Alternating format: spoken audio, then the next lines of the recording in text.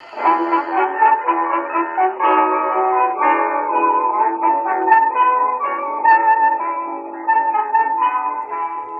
to another episode of Off the Menu. I'm your host, Vincent Franchini from Tumblr House, here with an Orwellian Charles Coulombe. Orwellian? Big time. Orwellian. Yeah. As in 1984. Oh, yeah. As in, we're at war with East Asia. We've always been at war with East Asia. Yeah. As in, I love Big Brother. Yes. As in, doublethink. You're big on doublethink. As in, double plus ungood newspeak. Oh, you do a lot of that. Well, that's true. All right, fine. But if I am Orwellian, it just shows that I'm part of the culture in which I live. I'm part of my times. And if people live long enough, if we still have a tomorrow, and not my autobiography, I'll never write that. My biography is written at some point by someone or other, and it's Charles Coulombe, The Man, His Life and Times. I think that Orwell will be seen as the patron saint of our era. The fact that he's not a saint makes him all the more particularly appropriate for this.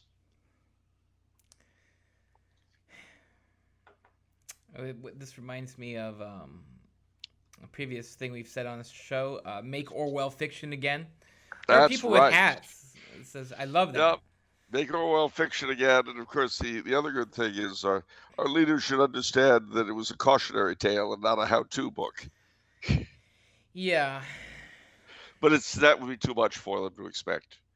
See, if you're a moron, you can't get satire. Stupid people don't get satire, so they look at it, this seems like a real good way to run people, and I'm in charge, so A laughing dolt. Speaking of which, I have an image that we could share, which I think epitomizes modern leadership. Okay. You ready? All right, you really sprung this on me. Okay, I'll try to make it available. I think this image epitomizes completely, totally, fully epitomizes the people that run us now. And I think it's beautiful in its way. All right, there we go. I've got it up on the screen for everyone. Isn't that lovely, ladies and gentlemen? Whenever you think of the people in charge, just think of this happy image of what they really are. Smiling, self-confident.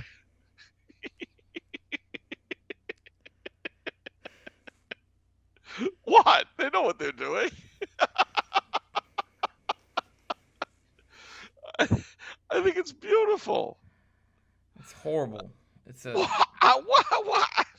Something Horrible. From my nightmares. What? A tormentor.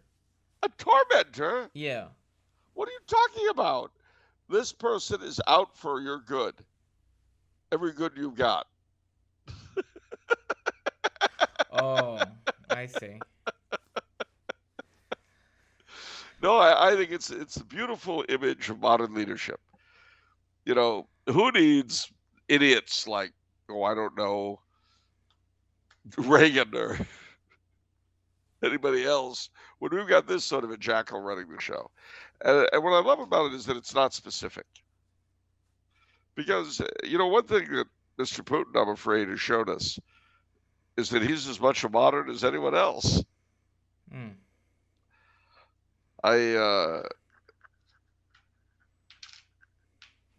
They're all cut from the same cloth, but I don't mind. How is it that like a smart person can't come and just take over everything? It reminds me of that your Latin saying. What is this? Stupiditas omnia vincit. That's right. Stupiditas omnia vincit. Morons of the world unite. You have nothing to lose but your lives. Well, that's because, cultures really reflect their populations, and populations reflect their cultures. To a great degree, what we have, people liked. It's funny. We had a formal dinner here last night. Not in my home, but in the institution which I attend. And it's the first one we've ever had. It was put together by the students. A group of them thought it'd be good to have a formal dinner with everything done appropriately and all that. And it was done. It was very well done, I have to say, top to bottom. But I was asked by some of the youngsters why I thought this kind of thing had got out. And I said, well, for the same reason the mask went out, the same reason everything went out. The Is it path of least resistance, or the path of least resistance, the disbelief. So much of it's difficult to explain verbally because so much of it represents a loss of belief and faith in what made Western civilization, Christian civilization.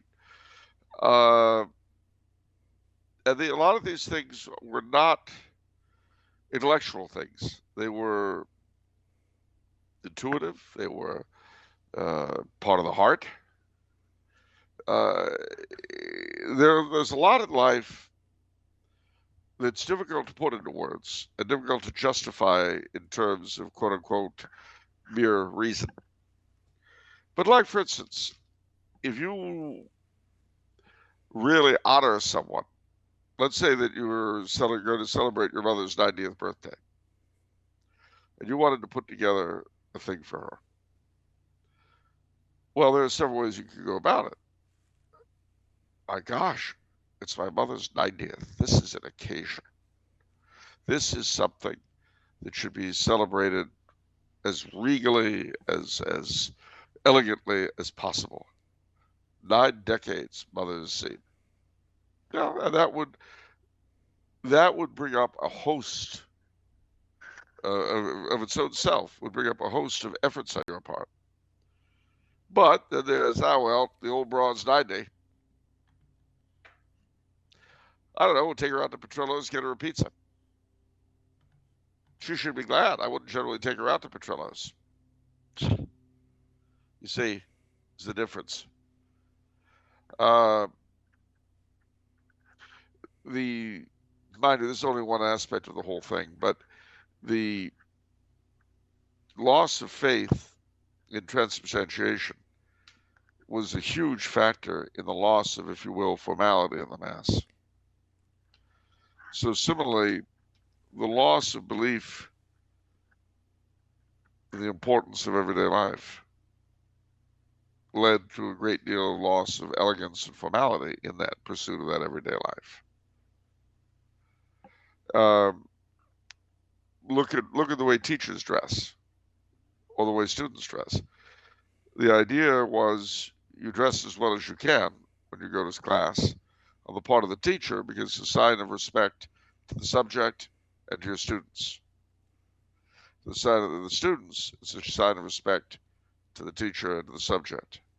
Like standing when the teacher enters the room, or when the judge enters the courtroom, or when the priest comes in with the altar boys and so on. You stand as a sign of respect. Bit by bit, piece by piece, as the very concept of one thing being more important than another was lost, as the concept of hierarchy was lost, formality, and as a result, elegance went with it. Wow, that's really profound. Well, it's true. And mind you, a lot of things are bound up with that. The loss of fatherhood, the loss of motherhood, the loss of respect in general. You know, I recently saw once again and posted again an image that is very much floating around in my head when I think of everything from the Church's social teaching to the Middle Ages. And that is the image of 3 people, a priest, a knight, and a peasant. And usually the inscription would be, under the priest, I pray for all. Under the knight, I defend all. Under the peasant, I feed all.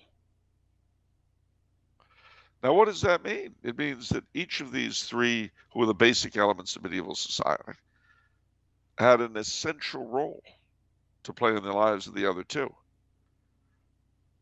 And that means that each was worthy of a particular and given respect. The you look at the games and so forth of the peasants in the Middle Ages. Everything from the maypole to the Yule log and all this kind of thing. That was part of the respect that the lords and the clerics owed to the peasantry, encouraging them and helping them and enjoying themselves and amusing themselves, because they led very hard lives. And on those hard lives, the whole fabric of society rested. But similarly, the knights, the noble class, the military class, they too were worthy of respect because they kept the whole thing together, kept it defended, kept it administered, kept it in order. And similarly, the clerical class was worthy of respect because they worked the machinery, shall we say, that made it possible for the other two to save their souls, which, after all, at the end of the day, everyone admitted was the ultimate goal for everybody, for all three estates.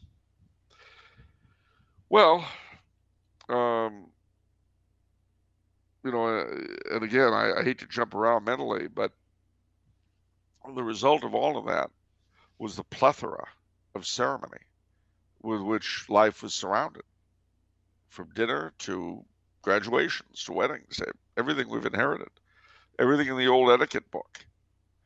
Again, the discussion came up last night.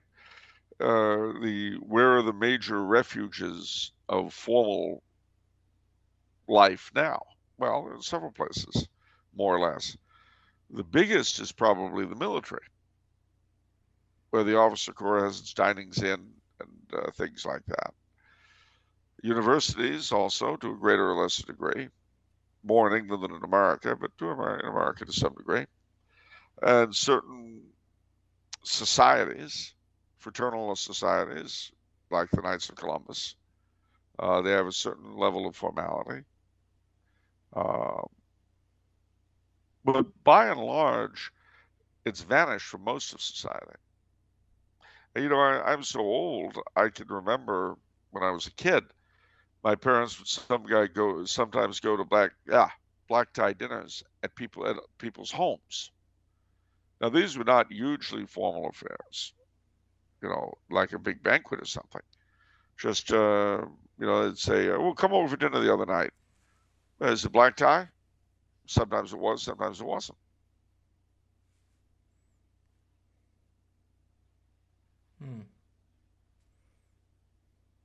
When did that stop? Well, I'd say late 60s, early 70s. Closer to the late 60s. I remember it was still fairly frequent, at least as far as my parents were concerned. I didn't live with anybody else, so it was hard for me to gauge, But they didn't do it very much after we came out to LA, but a few times. But certainly when we lived in New York, it was, and now we're talking time-wise, and again, my memory, 65 to 66, 3 years. But in retrospect, often enough.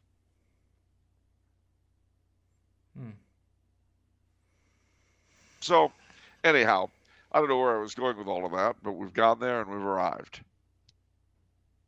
Now, something else, ladies and gentlemen, and that is that next week, the 1st of April, is not only April Fool's Day, one of the 2 days of the year where I can kick back and be myself and not have to pretend.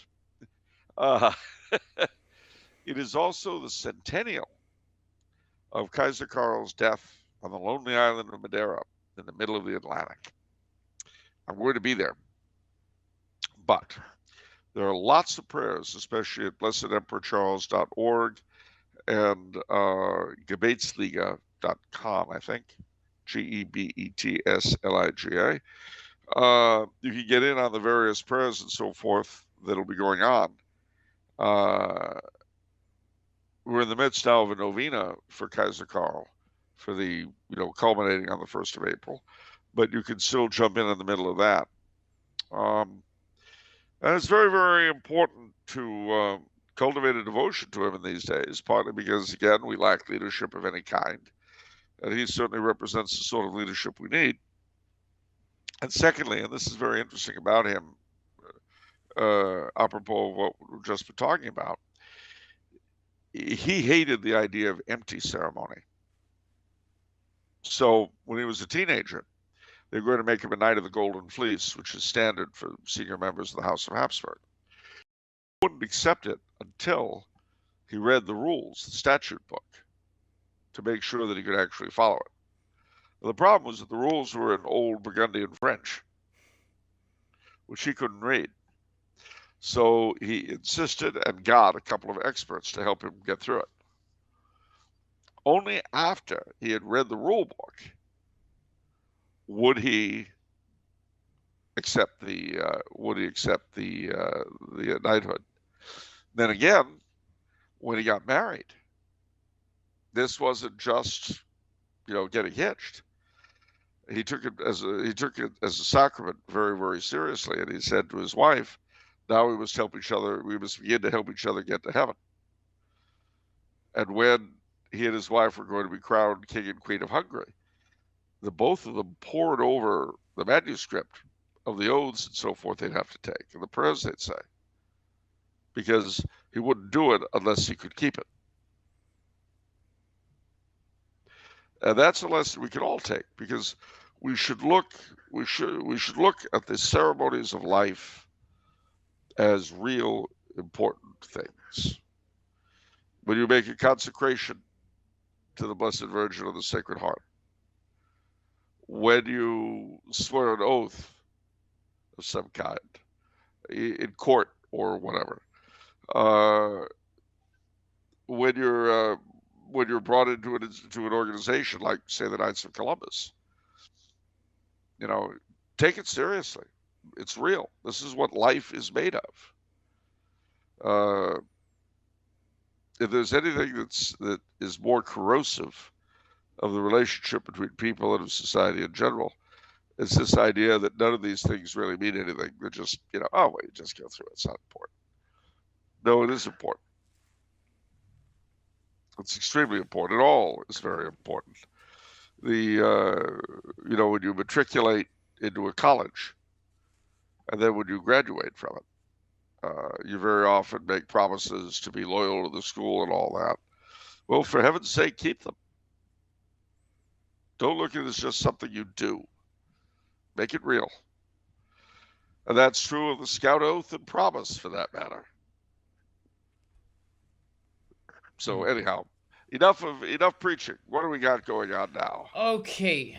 Well, although we do appreciate the preaching, that was really wonderful, Charles. So thank you for that. Most welcome.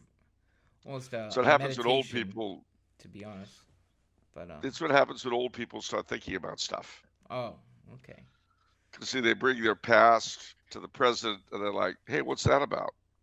Because, I was young, and now I'm old and stuff. And just it was one way once, and now it's different. And some things change, but other things don't. And you know what I mean? Yeah. Yeah. All right. Moving on. All right. Memes of production time. Nationalize the memes of production. For the common good. We just have one today. This was a comment from patron, superfan, Covington Loftus. From last, I think it was last episode. And he says, quote, "I've got to say, there's no experience quite like hearing Moving Out by Billy Joel for the first time ever, only to realize you already know all the words. But it's an experience that can only be provided by watching Off the Menu for the past 5 years."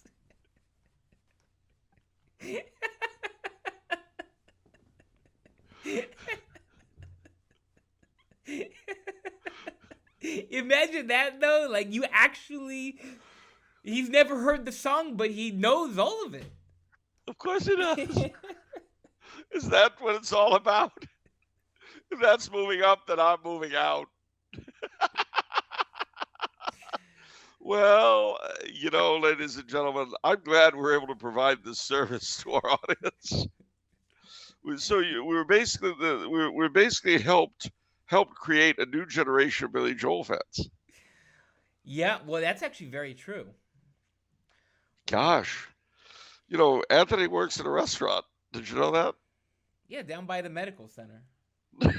Oh, you cut to the chase. No, he's saving his money for someday. Oh, that's right. You're right. I'm sorry. Yeah. No. Sergeant O'Leary is walking his beat. By night, he becomes a bartender. He works at Mr. Cacciatore's down on Sullivan Street, across from the medical center. What's the line with Hackensack? That's one of my favorite ones. Oh yeah, it's a bit about to get a house in Hackensack. Because the idea is, what are you working for? But that's a young person's song. That is, I mean, isn't that essentially sort of a lament about New Jersey? Well, not just New Jersey. I would say it's a New York, New Jersey, and in a certain sense, all the Northeast kind of thing. I mean, let's examine the lyrics for a moment, shall we? Okay, sure. Moving Out, that is Anthony's song. And here they are. Here are the wonderful lyrics. Anthony works in the grocery store, saving his pennies for someday. Mama Leone left a note on the door. She said, "Sonny, move out to the country. Working too hard can give you a heart attack. You ought to know by now." And Anthony's response is, "Who needs a house out in Hackensack? Is that what you get for your money? It seems such a waste of time. If that's what it's all about, Mama, if that's moving up, then I'm moving out." Sergeant O'Leary is walking the beat. At night, he becomes a bartender. He works at Mr. Cacciatore's down on Sullivan Street, across the medical center. He's traded in his Chevy for a Cadillac. You ought to know by now. And if he can't drive with a broken back, at least he can polish the fenders. It seems such a waste of time, if that's what it's all about. Mama, if that's moving up, then I'm moving out. You should never argue with a crazy mind. You ought to know by now. You can pay Uncle Sam with the overtime. Is that all you get for your money? If that's what you have in mind, if that's what you're all about, good luck moving up, because I'm moving out. So it's his refusal to conform to the expectations of a society in the late 60s, early 70s that didn't appreciate his artistry. I think that there's a sense in which all of us who lived through that time, who lived during that moment, could share the understanding that really none of us knew what the hell we were doing. And still don't. The difference being that in those days we were young people looking up, now we're old people in charge.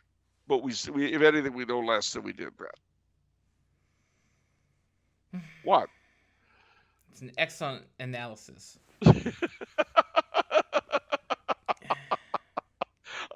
I'm sorry, ladies and gentlemen, the old man got a laugh, You ever play Monopoly?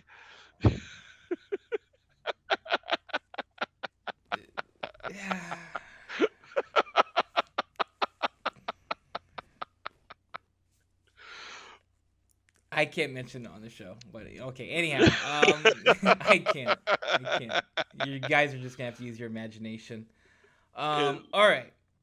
If that's moving up, then I'm moving out. State of the week. Are you ready? I am ready, but I have to apologize to the denizens of Little Rhodey because I left something very important out about Rhode Island last week. so important that I feel like a moron. And it was brought to my attention by a clever person watching the show. So first, thank you for reminding me of my great Lacuna, not to be confused with the great Kahuna, who was a character in Gidget. But we'll leave that alone. No, one thing I really should have mentioned about Rhode Island is I did mention the French Canadians who blessed the ocean state with their presence. But the greatest and best of these was a young lady from Sherbrooke, Quebec, who ended up settling in or with her family in the little mill town of Woonsocket, Rhode Island. And her name was Rose Ferron, known from that day to this as Little Rose. Little Rose was a stigmatic. She was bedridden. She acquired the stigmata, and she was an incredible person. Today, there's I mean, her cause was introduced, of course, and so she's a servant of God, I think. But she's certainly venerated by those of us who know about her. If you look up Little Rose Ferron, you'll see that her home has been turned into a museum in Woonsocket, and I recommend everyone have a look at the Little Rose Ferron Foundation. Look at their stuff; they're really great people. And Little Rose also played a very, very important part in the political life of the French Canadians of that era, of the 1920s. I've said on the show before, I've talked about the Sentinelle controversy, which almost led to a Polish National Catholic type break for the French Canadians in New England. That it did not was because of the intervention of Little Rose, who was admired by everybody and who basically mediated a settlement. So that, and given that my own family were Sonanetists, had that happen, there's a good chance that I'd be, French Canadian National Catholic Church of America or something today. So I'm very grateful personally to Little Rose Ferron that didn't happen. One other interesting point about her, and I don't remember exactly what it was, but a man from Woonsocket who knew Little Rose went to Bavaria and met the other stigmatic, Teresa Neumann. And again, I'm a little weird on which of the two ladies asked to be remembered to the other. But one of them did, and there was no way either of them could have known each other, in this life, in the normal run of things.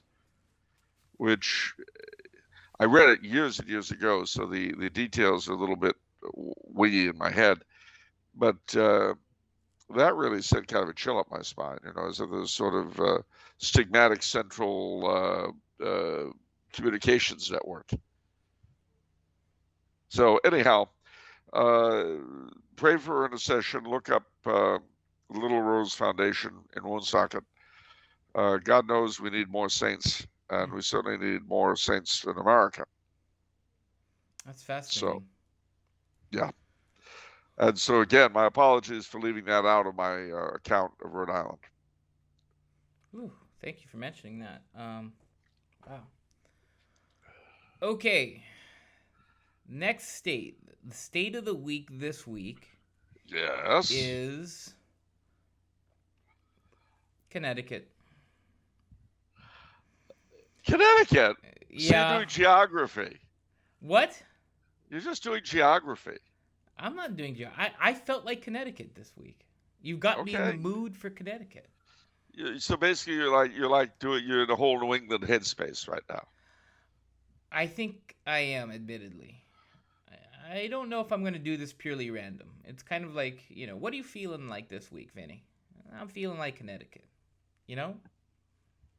So, but okay, fine. I don't care. I don't care if it's random or not. Well, I'm very fond of Connecticut. Of course, I'm fond of all 50 states, so that's not really saying much. But I'm very fond of Connecticut. I've lived there for short periods.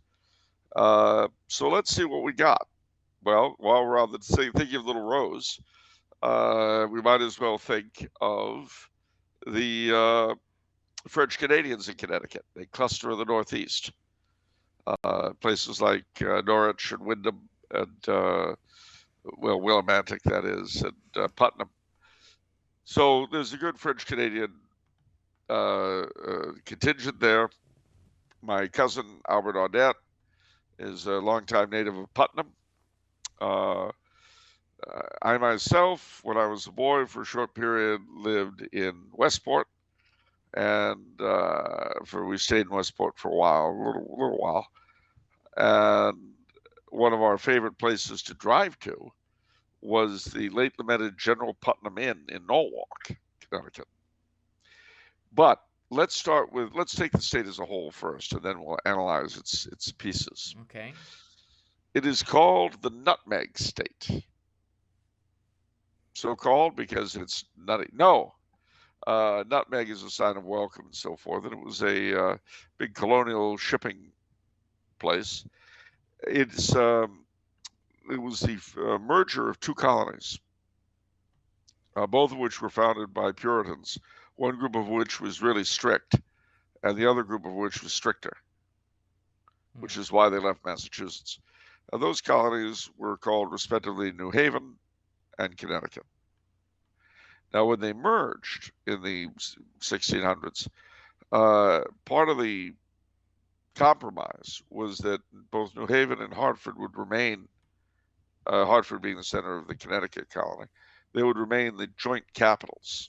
And this was the case into the 19th century. So you had two state houses, the old state house in Hartford and the state house now dismantled in New Haven on the Green. It was the only colony whose governor went over to the revolutionaries. So as a result, to this day, you have the governor's foot guards in their red British uniforms with the shakos and all that. And you have the governor's horse guards, who are mounted troops. You also have a number of other militia units that are not part of the National Guard, and other groups that are no longer with us, like the Putnam Phalanx, that were quasi-paramilitary. Connecticut, in the Revolution, gave two martyrs to the two causes of the First Civil War. The rebel side gave us Nathan Hale, and the loyalist side gave us Moses Dunbar. One of the interesting things about Connecticut in its early days was that you did not have in the 1740s, I think, or 30s, you had a whole bunch of congregational ministers turn Anglican.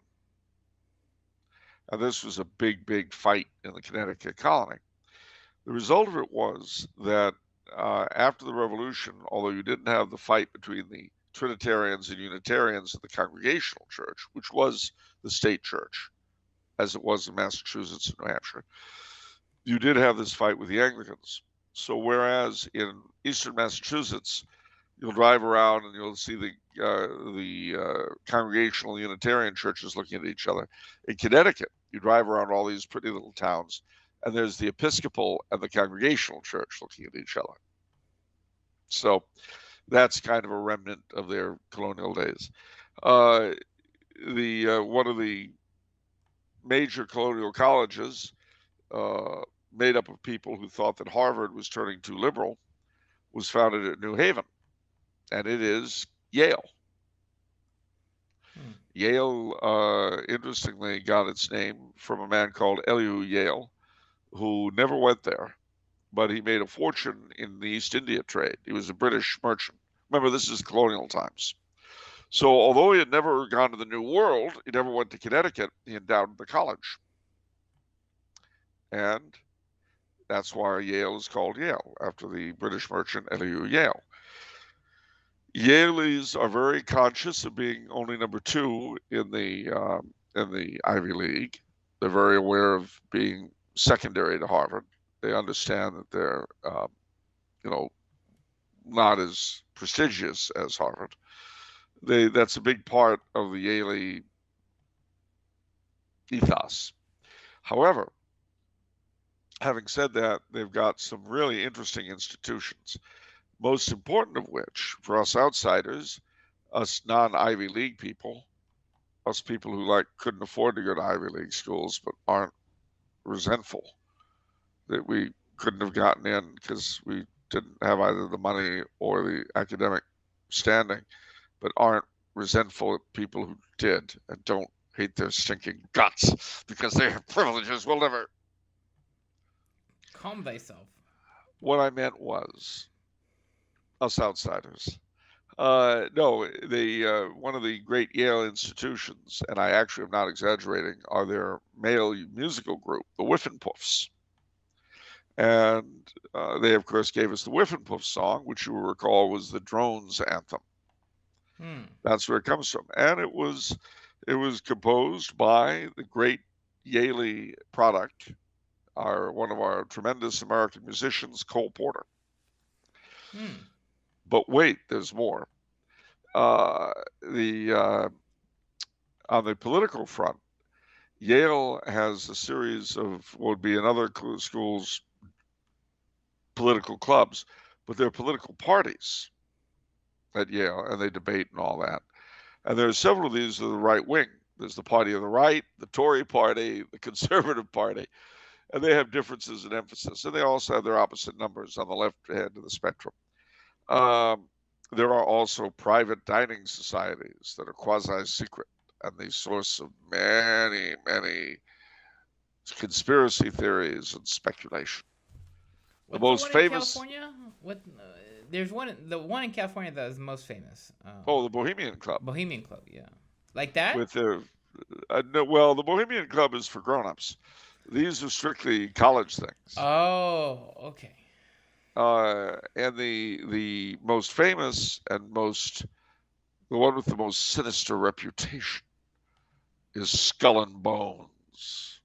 With a name like that, they'd be stuck anyway. I mean, if you're going to call yourself, they should have called themselves, I don't know, Bunnies and Blossoms or something. And weren't the Bushes part of that? Oh, yeah. Yeah. And if you've seen the movie The Good Shepherd, which is sort of a setup of the CIA, yeah, that's supposed to be a takeoff on Skull and Bones. The club that the guy belongs to. I see. Yeah, so anyhow, that's Yale, and of course it's just as Harvard is Massachusetts' great banner, Yale is Connecticut's. So let me see, what else can I tell you about the state as a whole? They've got a few rotting industrial towns like Bridgeport and Torrington that have seen much better days. They've got the incredible New London maritime area, which is filled with all sorts of remnants of our whaling and clipper ship past, submarines and all sorts of things. Unfortunately, for New Bedford, Massachusetts, my dad's hometown, not where I'm not, and I'm not saying what I'm saying out of being annoyed or particularly upset or anything like that. But the fact is that in the 1930s, when the New London was being put together, they pillaged a lot of New Bedford's maritime heritage, including the Charles W. Morgan, which was the last whaling ship to function in the United States. And it put out to sea for the last time the year my dad was born. And then it was retired. And instead of being the center of the Maritime Museum in New Bedford, it was moved to New London, Connecticut. But we're not upset. No, there's not a particle of envy. But not too far from New London is a place called Ender's Island, which is a Catholic retreat center. It's an island, but you can drive there. It's got a road out there. And the Knights of Columbus are very, very big on Ender's Island. But wait, there's more. They're not just big on Ender's Island. They're big in New Haven. Because New Haven's other great claim to fame, apart from being Yale's headquarters, New Haven is the headquarters of the Knights of Columbus. And there you will find three important things. One, St. Mary's Church, where we were founded by the illustrious Father McGivney in the 19th century, and where he is literally enshrined because he's a venerable. Has he been beatified recently? I don't. Gosh. I thought maybe so. Yeah, I think so because I thought there was a big to do a year or two ago. Well, all right. If it's been beatified, he's beatified. But anyway, his shrine, St. Mary's. Unfortunately, the Dominicans, who have had it for many years, have given it up, which I'm very sad about. I love St. Mary's Church. It's really Yeah, October 31st, 2020, the Catholic Church declared him blessed. all right. Very good. Very Yeah. good. Blessed Michael McGivney. Yeah. Really a wonderful character and someone, again, we should get to know better. I've venerated his shrine several times, and I also was, I'll have you know, was raised to second and third degrees in Norwalk, Connecticut. St. Mary's Norwalk, I'll have you know, is a big center of the Latin Mass. Ooh. It's really a wonderful church. It was very, very beautiful when it was built. It was uglified horribly in the early 60s. But now it's been somewhat restored and is much better looking. St. Mary's Norwalk. Anyhow, so the other thing, though, about the KFC is that there's a wonderful historical museum for the Knights of Columbus in Putnam. And I recommend that people go see it. And there also is Supreme, which is the headquarters, which, good or bad, down come the decisions the rest of us are either enjoy or are stuck with, depending on what they are. I toured Supreme myself back in 2013. And I have to admit, the then Supreme Warden, who was a very nice man, was kind enough to give me a really good tour of the place. I kept looking around. Every room would go into, I'd be like this. And finally he said, Brother Coulombe, are you looking for something in particular? And I said, yeah. He goes, what? I said, Diana Ross. Yeah, Diana Ross and the Supremes. Well, look, if you're at Supreme, if you're not going to see her, Diana Ross at Supreme, where are you going to see her? It's true. Yeah, see, got you there, smart guy. But wait, there's more. Connecticut is one of those places where some assembly is required. In what sense? Well, in the sense that it's a big place. Now, going westward from New Haven, as I mentioned, you'll come to Norwalk and places like that, Stamford. But you also come to a town that I'm very, very fond of because I have relatives there called Greenwich. In Greenwich, Connecticut, kind of an upscale place. My much loved and much lamented Aunt Jenny ran the Virginia Barrett Gallery there for many years. And to this day, the Ginger Man on Main Street is my favorite bar to go drinking with my cousins. I just thought I'd mention that. Yeah. But it's a funny thing, though. You go a bit further north, you come to, oh gosh, I've gone blank. I can't believe I've done that. Ladies and gentlemen, I feel like a moron. It's not a nice feeling.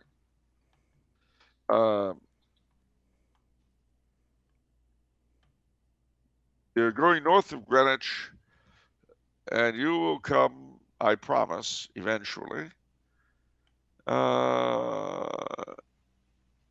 If you're lucky. It's not much north of Greenwich. Are you talking about Stamford? I am not. I'm talking about Waterbury, and I didn't find it. Just came to me finally. Waterbury, Connecticut. Waterbury is a great town. I really, really like Waterbury. It's got the Shrine of the Immaculate Conception Basilica, which is beautiful. St. Anne's Shrine for Mothers, which is a French-Canadian in origin parish. Beautiful. And Father McGivney was stationed for a while. No, he wasn't stationed. It was his childhood parish, Immaculate Conception. So I really do like Waterbury. But these are so far, not New Haven, but Waterbury, Bridgeport, places like that. These are New England industrial towns of a sort that we're very familiar with, not just in New England, but all over the Northeast. With ethnics of the usual, with the addition of French Canadians. But in addition to my people, you've got Italians, Irish, Poles, the usual mix of ethnicities. But once you get north Waterbury, you come into real Yankee land.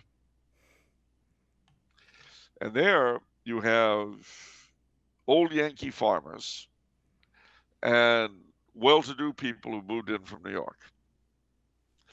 And these two identities really, really come together in two neighboring towns, which I had a lot to do with personally. Goshen and Litchfield. Now, Goshen is an authentic Litchfield Hills, Connecticut farm town. Really, really, farming is what it's about. I stayed for several months at the fabulous Mary Stewart House in Goshen, and oh yeah, that's a plug. Absolutely. Wonderful house. It's a B&B, and I can tell you that, trying to describe it was difficult. It finally came to me one day. It's sort of a cross between Green Acres and Rivendell. Yeah, I'm looking at it now. Yeah. And my landlady, Mary Orlando, most wonderful hostess in Christendom. I to this day, if I can steal at least a night there, I will, because it's a marvelous place. But down the way from there is a place called Crosswicks, which is a big yellow house, and it was for many years inhabited by a woman called Madeline L'Engle, who wrote A Wrinkle in Time and so on, whom I knew slightly. Turned out she was a great friend of Mary's, and I had no idea. And so I finally, when I found this out, I said, I didn't know you knew Madeline L'Engle. And she said, you never asked. Which is a pretty Yankee way to deal with things. But it's a wonderful place, and I really recommend it highly if you find yourself overnighting in that part of the world. But my office was in nearby Litchfield. Litchfield is wonderful as well, but a very different way. It's like an L.L. Bean catalog. It's the downtown around the square is colonial revival, very upscale place, nice restaurants and so on. But it has some interesting things for Catholics. Lourdes in Litchfield is a shrine run by the Montfort Fathers. And as you might guess by the name, it's all about Our Lady of Lourdes. And I could recommend it. The church there is quite nice, the little church they've got in Litchfield. Another place near there is in Bethlehem, is the Abbey of Regina Laudis, which is a Benedictine abbey, Benedictine nuns, French origin. Wonderful chanting. I could also point out Woodbury, Connecticut. They've got I forget what it's called now. It's gone through several change of names, but the place is still there. It was originally the Curtis House, oldest inn in Connecticut. And really a great place, very, very colonial.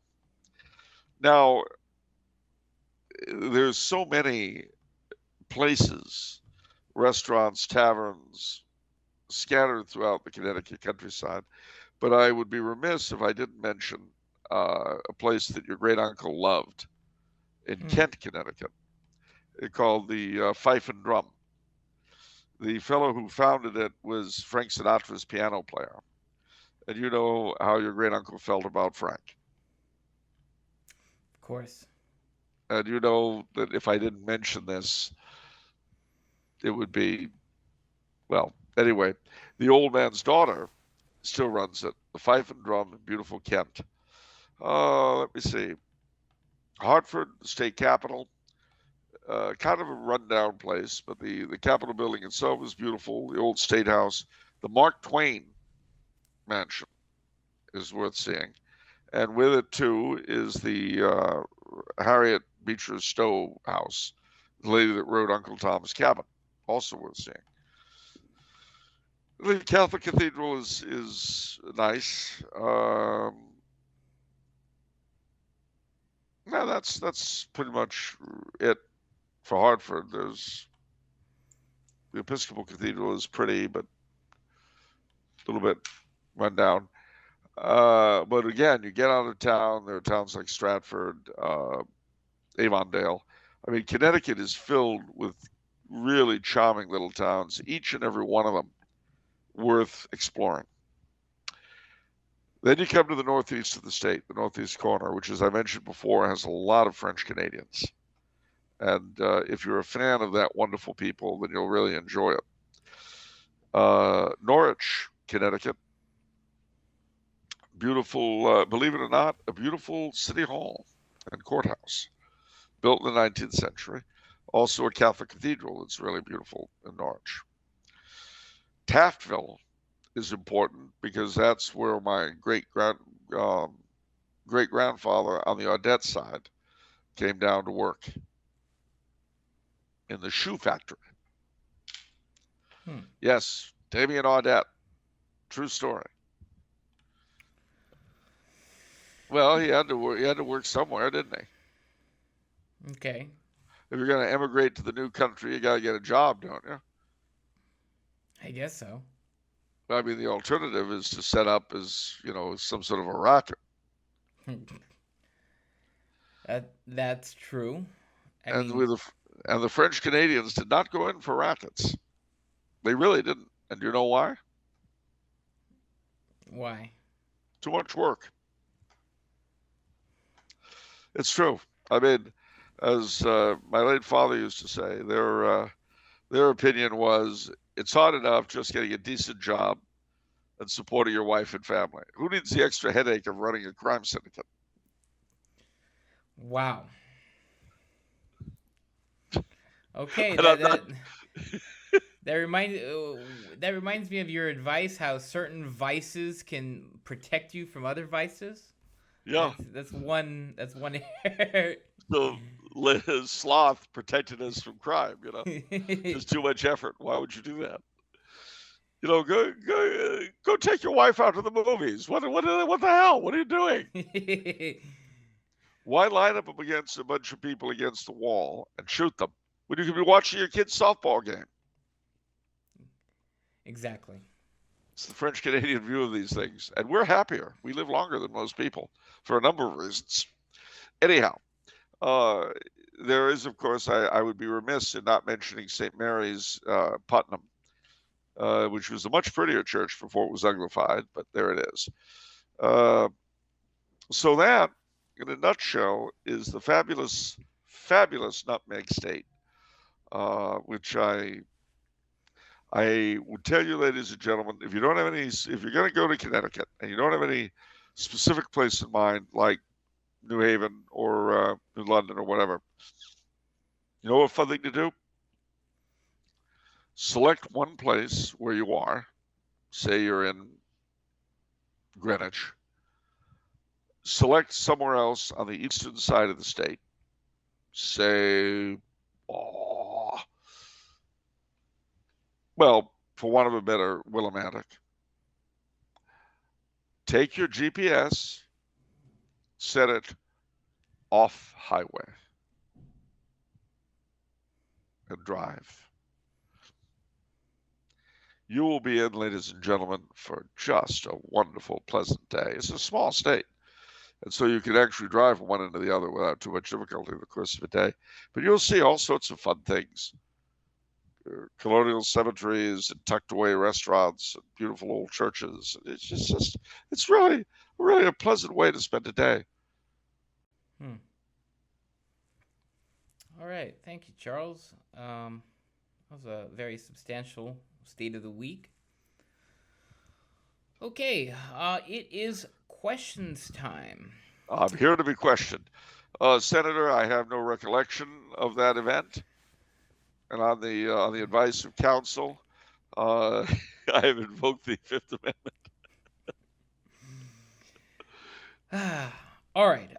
Question from Lewis, who says, after Charles's enlightening discussion of Magyar and Slovak food and culture recently, it'd be nice to hear Charles's thoughts on Russian and Ukrainian food and culture.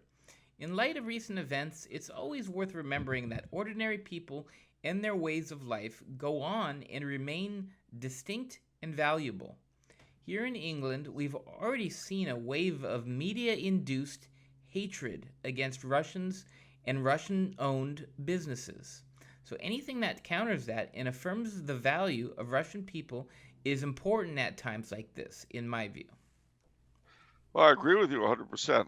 And bear in mind, ladies and gentlemen, I have good friends right now who are fighting in Ukraine on the Ukrainian side. So it's not something I'm particularly happy about. Having said that, I don't believe you could or should blame the peoples of a given country for the actions of its leadership. Because if you did, everyone should die. Drop the bomb. Right now, everybody goes. Nuke the whole world. Because you know what? Every people that has been ruled by scum at some point. So I say kill them all. Then it'll never happen again. We can just have bunnies, bees, and blossoms, and everything will be wonderful. However, I don't really believe that. So, Ukrainian and Russian culture is very similar. I mean, they really, really are. The languages are different. They're related, but they're different. I really don't know how intelligible the one is to the other. And it's difficult to tell, too, because a lot of Ukrainians have learned Russian. So who knows? But as I mentioned earlier in the broadcast, or maybe it was during the pre-show, Russians, Ukrainians, and Belarusians all stem from the same entity, the late lamented Kievan Rus. The differences between them being the result of their being dominated by Lithuanians if you're Belarusian, Mongols if you're Russian, or Poles if you're Ukrainian. The interesting thing was that when the Council of Florence, reuniting Rome and Constantinople, was signed in 1434, one of its leading proponents was the then Archbishop of Kiev, Isidore. But when he came back to Russia, the Grand Duke of Muscovy refused to sign on. And so Isidore ended his life as he had to leave, and he was in exile, which was a great pity. All the more interesting because later it was, in fact, the sitting Pope who negotiated the wedding between the niece of the deceased last emperor of Byzantium and the Grand Duke of Moscow. And it was on that basis that they became czars. So the czardom owes its origin to the Pope of Rome. And that's something that's along the lines of the Pope and the then Pope and William of Orange being allies at the Battle of the Boyne that nobody likes to think about. Because the repercussions are that, we all want to think my side was always right and we were always wonderful. The great thing about stories of this sort is that it reminds us that things are a lot messier than they appear. And at least by my standards, my side hasn't always been perfect, even though I myself am by definition. So, in 1596, the Eastern Rite, the Eastern Orthodox, a big chunk of them, living within the Grand Duchy of Lithuania, Kingdom of Poland, the Polish-Lithuanian Commonwealth, came into the Catholic Church. And they were the origins of what we call the Ukrainian Ruthenian Catholic churches today.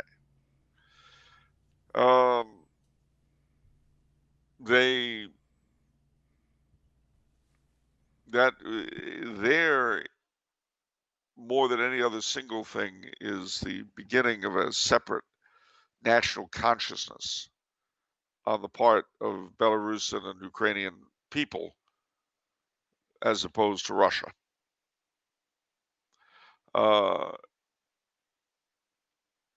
they were more or less loyal subjects of the Polish-Lithuanian Commonwealth, which was brought an end to by the partitions of Poland in 1775, 1793, and 1795, which snuffed out the Commonwealth. I say more or less because the Poles and Ruthenians or Ukrainians always had a certain antipathy. And the part of the Commonwealth that was taken by Austria, what we call Galicia and Bukovina, the Poles and Ruthenians disliked each other intensely. And this became more so in the 19th century as, under the influence of Romanticism, their nationalities were rediscovered. And this is an important thing. I love Romanticism. And one of its byproducts was what was called Romantic nationalism. And in the course of the 19th century, especially in Central and Eastern Europe, a lot of suppressed or submerged minorities like the Slovaks, the Croats, Macedonians, various other peoples, either restored or reinvented their national identities. Well, with the Ukrainians, this was a big deal, as it was with the Belarusians, especially in Galicia. In 1831, the Poles in Russia rebelled, and they were defeated. But as part of the smacking around the Poles, the Ukrainian and Belarusian Catholic churches were suppressed, and they were forcibly united with the Orthodox in Russia. That left once more Galicia as the bastion of Eastern Catholic, of Eastern Ruthenian Ukrainian Catholicism. And that's where things stood pretty much until World War I, with the Poles and Ruthenians, as they were called in Galicia, constantly jockeying for position. World War I breaks out. The Russians invade Galicia, then they're pushed out again. And then the Tsar is overthrown, you have the Russian Revolution, and then the Russian Civil War. In the midst of all of this, Ukrainians and Belarusians declare independence from Russia. Well, the Bolsheviks and the Poles between them suppress both nationalities, and the Polish boundary at the time is drawn with Ukrainians and Belarusians on both sides. All right. Stalin begins organizing the Soviet Union, and he has this. It's not going to be one organized, one Russia. It'll be the Union of Soviet Socialist Republics. The myth being that the minorities would be independent, autonomous. So Ukraine and Belarus get their own SSRs. But Stalin, fearful that the Ukrainians would want to break off at some point, adds a Russian-speaking territory toward them in the Far East called Donbass. And he establishes the capital of the resurrected Ukraine, not in Kiev, but at Kharkov to the east. Well, meanwhile, in Polish Galicia, the Ukrainians are leading their national lives, as they are in the easternmost part of Czechoslovakia, what they call Podkarpacka Rus, which had been part of Hungary under the Austrians, and now was part of Czechoslovakia. Again, national lives develop. You have World War II. Ukrainians, Belarusians, Russians, Poles are all oppressed by the Germans, and all fight each other and attack each other's civilians as well as the Germans. Really a messy, messy, messy time. But the Russians, the Soviets, as part of the victors in World War II, reoccupy all of Ukraine and Belarus. In Ukraine, guerrilla warfare against the communists goes on to 1957. That's a long time to fight without any help from the West. But it tells you something about the Ukrainians. They are tough people. I mean, fighting the Soviet Union when you're occupied for 12 years without any support from the West and without any prospect of it. It's pretty tough. Anyway, in the 50s, to further cement Ukraine into Russia, what's his face? Khrushchev adds Crimea to Ukraine. So 1991, the Soviet Union falls, Ukraine becomes independent with those boundaries.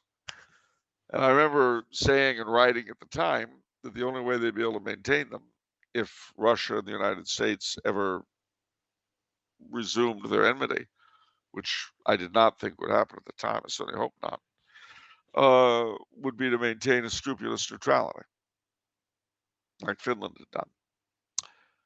But the rest is history. Having said all of that, both Russian and Ukrainian cultures, while similar, are different. They're very Russian artwork is beautiful, Russian folklore, Russian music, Russian food, boy. And the same with Ukrainian. So my advice to you is that if you're feeling so anti-Russian right now that you'd like to boycott a Russian shop or break into a Russian Orthodox church and destroy things, as happened recently in England, start with your own nationality. What you need to do is look at your nationality through the prism of its worst examples and then act accordingly.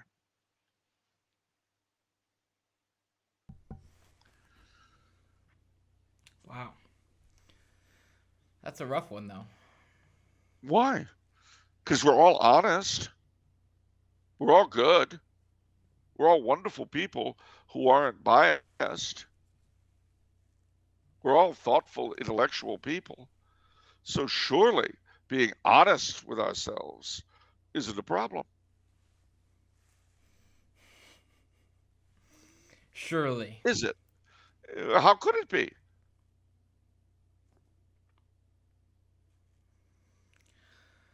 All right. Very well. How could it be a problem? I don't know, Charles, but stop calling me Shirley. All right. How would you prefer I call you Laverne?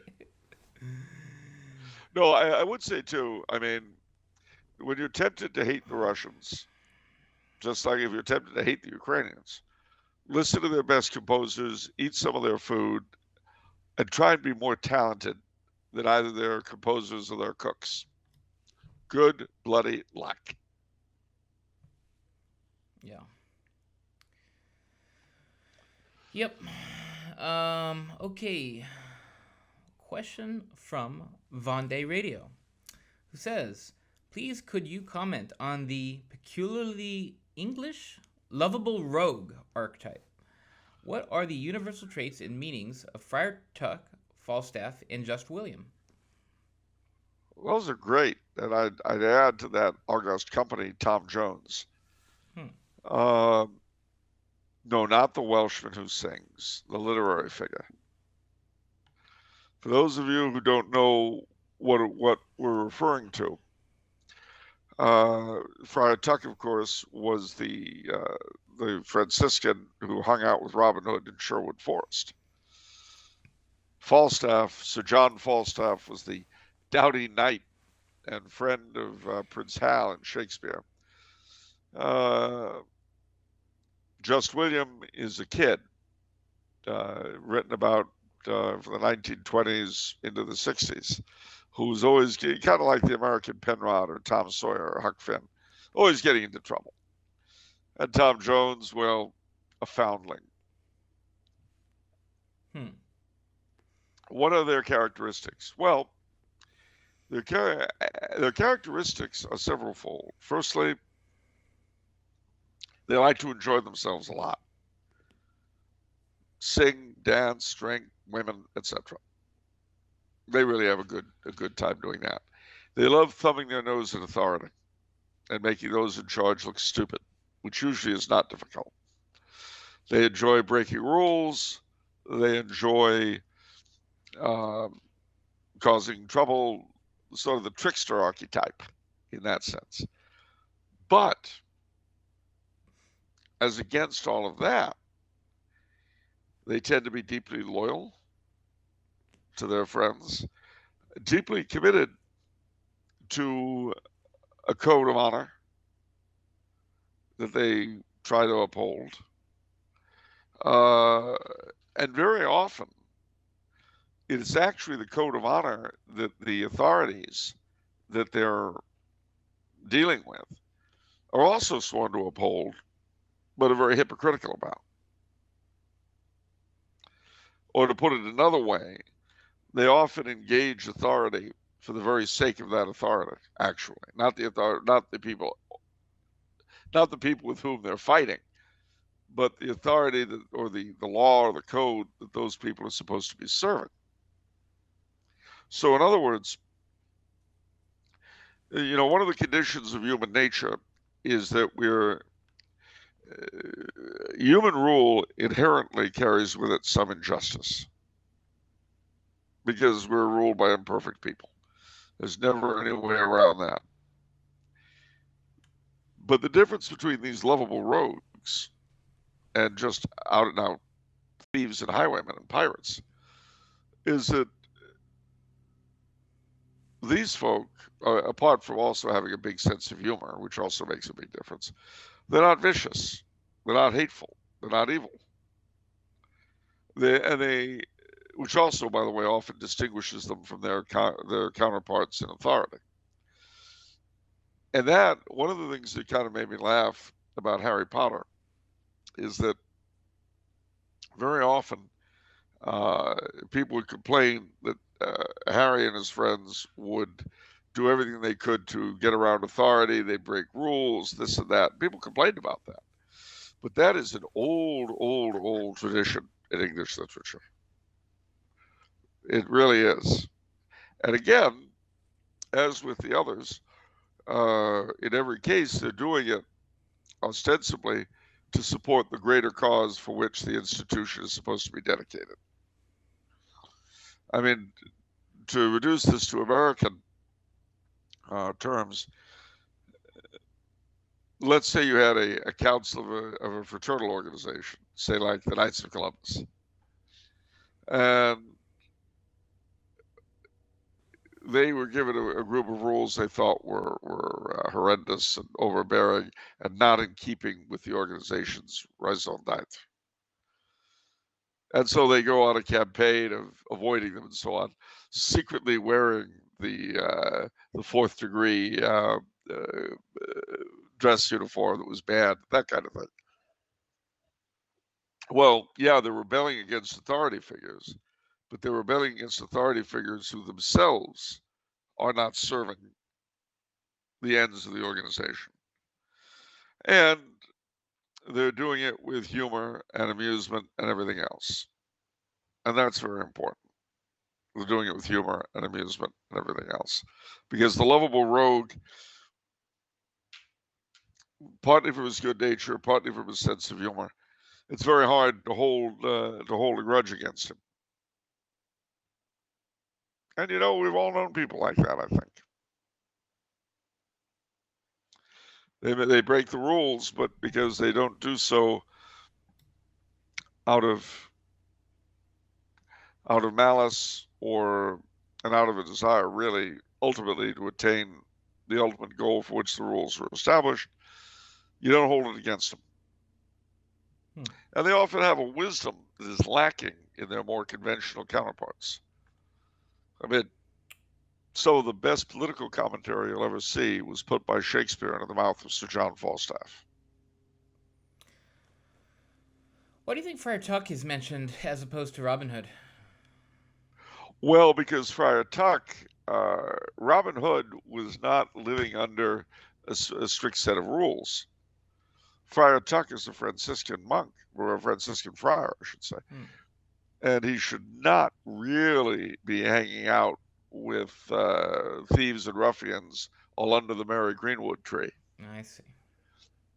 He should be attached to a house, and he should be doing what Franciscans did.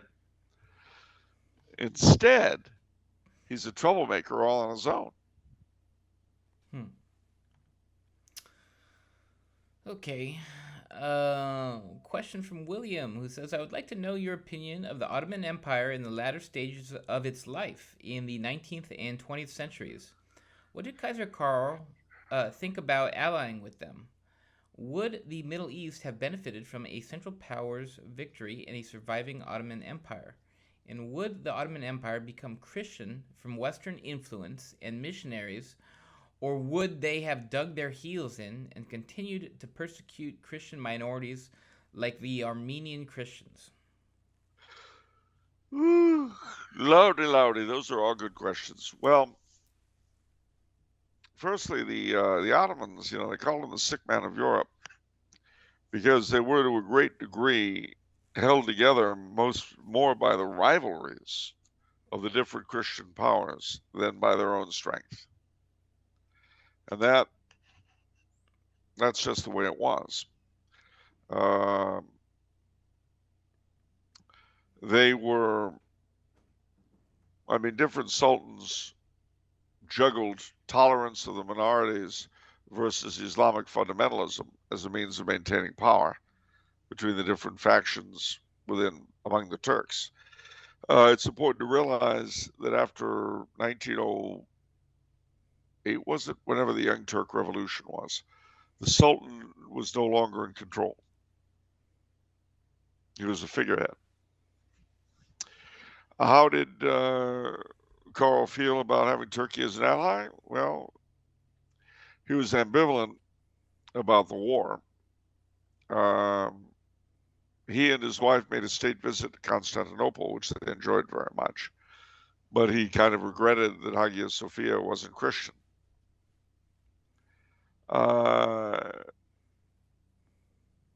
Would a Central Powers victory have made a difference?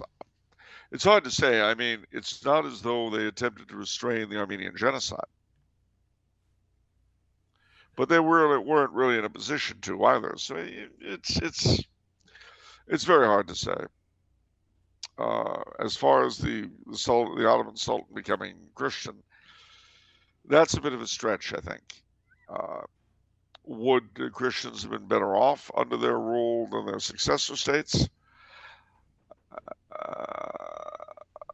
That too is a question. They certainly were better off under the Kingdom of Iraq and are better off under the Kingdom of Jordan than they were under the Ottoman Sultans.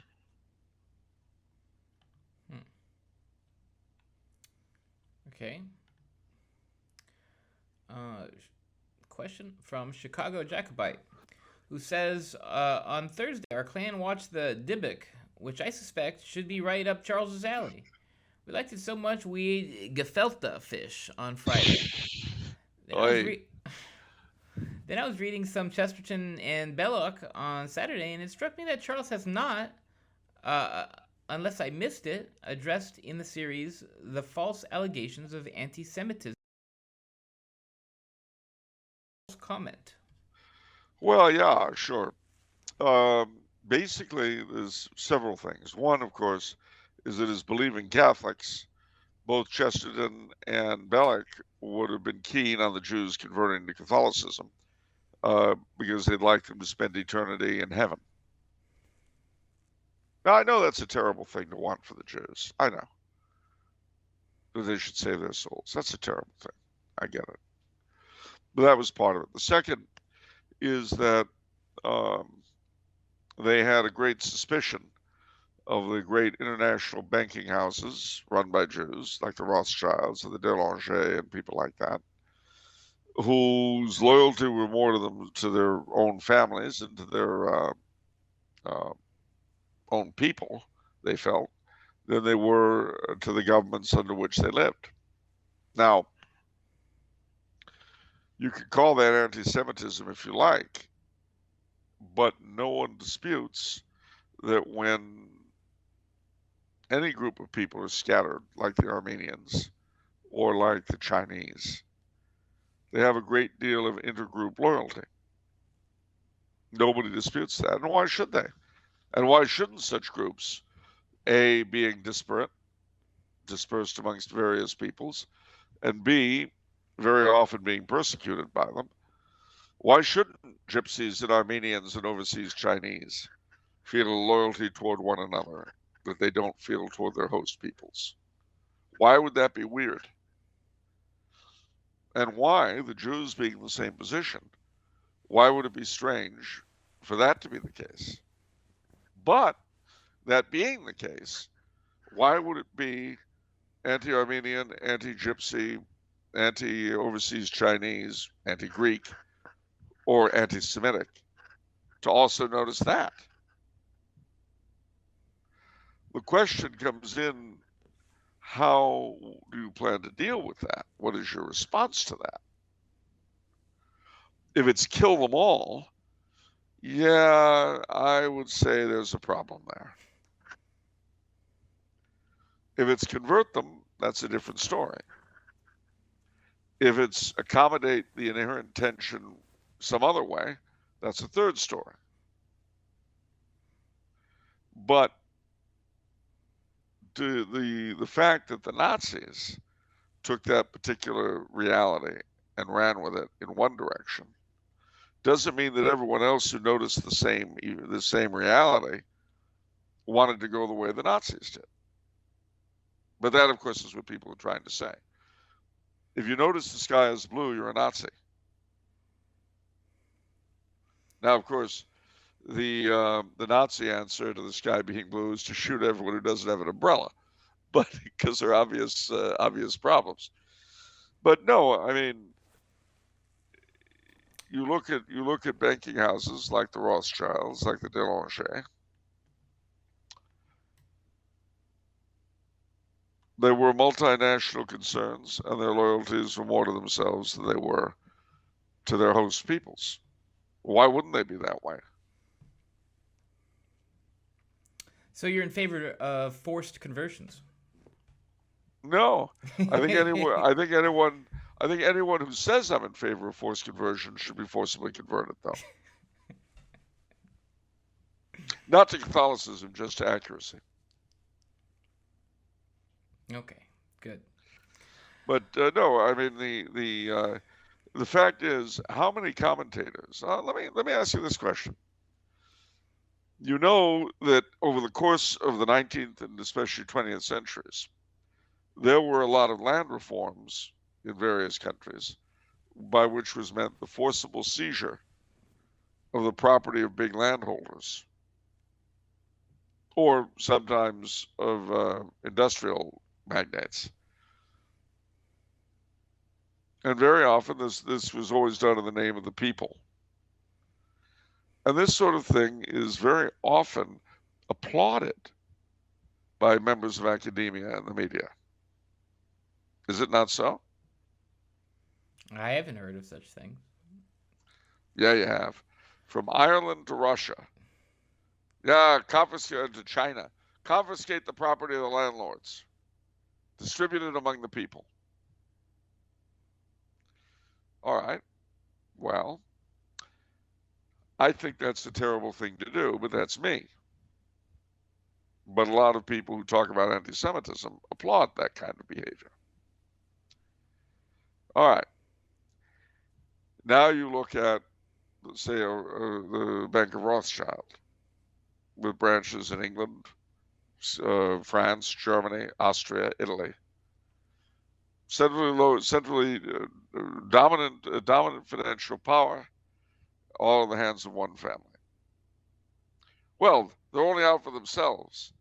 We should seize their property in Italy, Spain, France, Germany, whatever, and make it a national bank run for the benefit of the nation, of the Germans or the French or the Italians or whatever. I would oppose that. Not because they're Jewish, but for the same reason I'd oppose the sort of land reform I've described. But our friends who talk about anti-Semitism all the time and who support that kind of land reform obviously have no right to attack the property of people like the Rothschilds being seized, do they?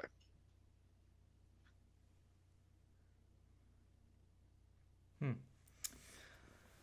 I see. Unless you want to say, oh no, the Rothschilds are different. Their property is sacrosanct. I agree that it's sacrosanct, but I believe that about I believe that about property in general. The fact that the Rothschilds have it doesn't mean they deserve any less protection than I do. But when the people of the left have the gall to say that that's not true, and they show the right to take stuff, well, okay. And remember that the Chesterbelloc, they were very much in favor of land reform, though how they were going to get there was another issue. And mind you, I agree with them also, and this sounds contradictory because to a degree it is, but I do agree with them that the widest possible distribution of property is a great guarantee of social stability. But how do you get there? The thing is that they were no more in favor of the Rothschilds having big multinational things than they were in favor of any big multinational thing. This is why I don't like academics, especially because I'm a businessman. Because forget that. How about forget the breaking up of stuff? How about let's work on simply preventing two $50 billion companies to combine? How about that? Might be smart. How about at post 2008? The consolidation of the banking industry was absolutely unprecedented. Yeah. They swallowed up. Say, how many people bank with Washington Mutual? J.P. Morgan Chase just. Well, actually, I guess it was just J.P. Morgan, but then J.P. Morgan swallowed up Chase, and swallowed up Washington Mutual. Wells Fargo swallowed up Indy Mac. How many people had Indy Mac? Countrywide went bye-bye. Bank of America bought out Countrywide. I can maybe. There's so much. It's so endless. Forget the distribution. How are we gonna break up this? How are we gonna pragmatically prevent all these acquisitions? And no one has even talked about that. It's so strange to me that these academics don't even talk about that. Well, partly because they don't know, and partly because they don't care. Amazon buys. If you actually look at their public financial report, as a businessman does, you'll see they're buying regularly each year. They buy hundreds of different companies. It's not organic growth. And the same is true for Google and Apple and everyone. I'm sorry, I'm just getting on. This stuff really guns me up when academics talk about how to solve problems because they have no idea at all. And why should they? Let me tell you something, Mr. Businessman. What have you people ever brought us but a living? I know. Oh, gosh, if only the whole world could be like Tumblr House and as run as pristinely as Tumblr House. Well, that's for sure. I think of Old Rose. 88 years old and still working as a cleaning lady. She's got what you call a retirement-free program. She did say that she appreciated the chance to work 7 days a week. Oh, that's good. That's good. It's a huge. Well, light work on Sunday, right? Yeah, it's very light. Yeah. She just dusts the plants and so forth. Dusts the plants. Yeah. So, I'm glad we were able to do that for her. Yeah. By the way, she wants to thank you very, very much for letting her granddaughter visit her. She thought she liked that. That was nice. Family should visit family. I don't think I'm alone in that, Charles. I happily will let family visit family. Yeah, I know. So she got her monthly visit. It was great. Yeah. Monthly visit. The granddaughters have to take it in turns, of course, so she gets to see one of them once a year. Well, because she's got 12 granddaughters, so they take it in turns. Look, this is a private matter, Charles, involving the family. Let's not broadcast this for the sake of privacy. All right. Let's respect their family, okay? All right. Who said sweatshop? That's a terrible thing. Who said sweatshop? Where did that come from? Charles? Who even brought up sweatshop in this context? That's what I'm saying. I'm insulted. You should get to the bottom of this. No one has a right to say sweatshop in this context, I think. All right. Yeah, you got that out of your system? Can we move on? Can we move forward? We can move forward to a better tomorrow. We're all moving in lockstep to a better tomorrow, ladies and gentlemen. Every day and every way, we're just getting better and better. It's true. We all know this. There's a bright new tomorrow shining ahead of us.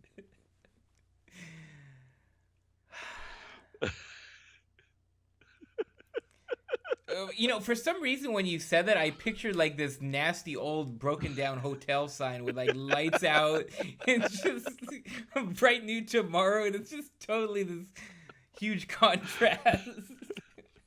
It's a dump, but it's our bright new future. Keep smiling, everyone.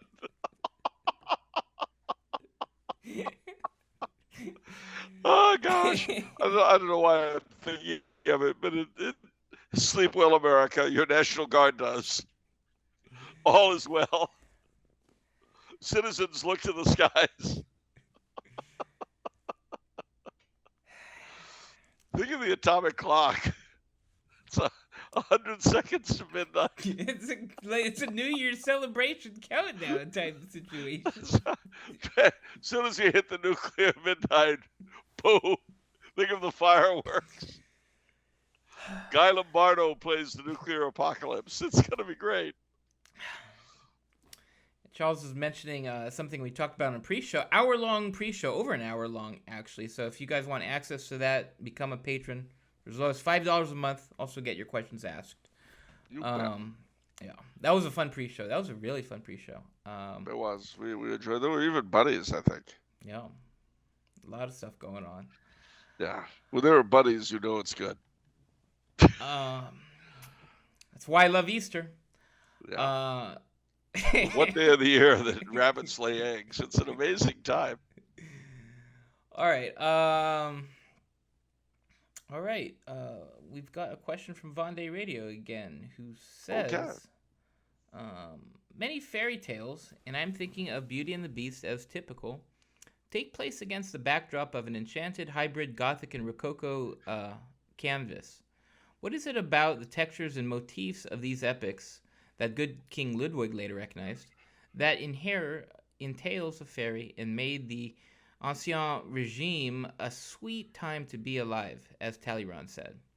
I think of courtly shimmer, of vines over Gothic arches, gilded filigree, of flagons of mead, of taverns on a wind-swept eve, shining rapiers, jousts and tourneys, epaulets, braids, reams of silk, and of the Holy Mass.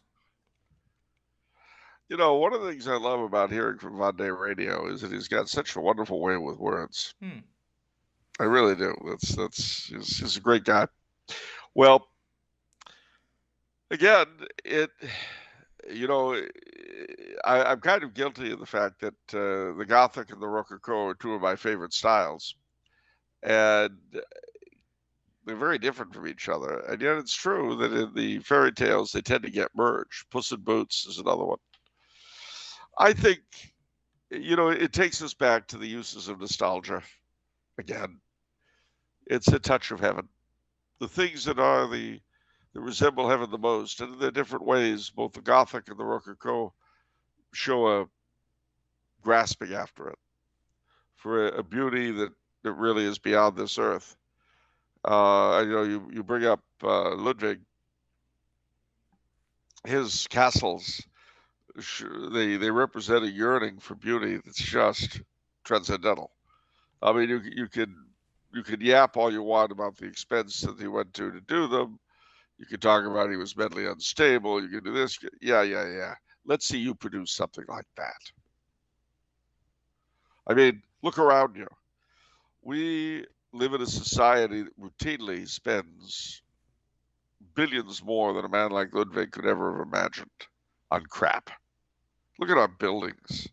Look at our architecture. Look at our style. Look at our artwork. Look at our music, our literature. In comparison, it's all garbage. That isn't to say that there aren't some things out of it that are pretty neat, but by and large, no. Now, even in his own time, Ludwig's work was seen as being extraordinary, but it wasn't alien. It was simply the distillation of the best of the period. And of course, again, that weird juxtaposition, that fairy tale juxtaposition of the Rococo and the Gothic, is very much Romanticism again. The pulling together of disparate elements to create a particular mood. But again, why does it work? Well, it works because it responds to the, I do believe, as nostalgia in general does, to the inherent human yearning for heaven, for the life of the just. Yeah, I've thought about this a lot. I actually kind of applied it to Lord of the Rings, but it kind of almost matches Vendée Radio's Gothic and Rococo, which is, I was thinking about the dwarves and the elves and sort of that atmosphere. And I feel like it's not one to one, but like Gothic and Dwarven architecture, it's sort of, it's evocative in that it's something that lasts. You know what I mean? It feels sturdy. There's this lasting foundation that transcends, dying empires. It's forever, whereas Rococo and elves, it's sort of this, enchanted, beautiful, and maybe even magical sort of feeling. And these are sort of elements, all that are kind of missing in the, as Joseph Pieper would say, the workaday life, And so I think that's why it touches us, because these are the things we want to feel more, and that we're made for, and ties into your longing of heaven. No, well, I'll tell you, where and then I'm going to take this in a weird direction. Are you ready? Always. Disneyland. That's not too weird. I can definitely see that. The Magic Castle? Or the Magic... Starting the Magic Kingdom was to tell him, but you've got, the Sleeping Beauty's castle, Fantasyland, which is obviously based on European fairy tales, Tomorrowland, which is the vision of the great future beyond, Adventureland, which is the jungle, the exotic. Creation. Yeah. Yeah, but the Amazon meets the Nile, the world of the exotic tropics. Yeah. Frontierland, the American West, the everything from Davy Crockett to Daniel Boone, the whole romance of that.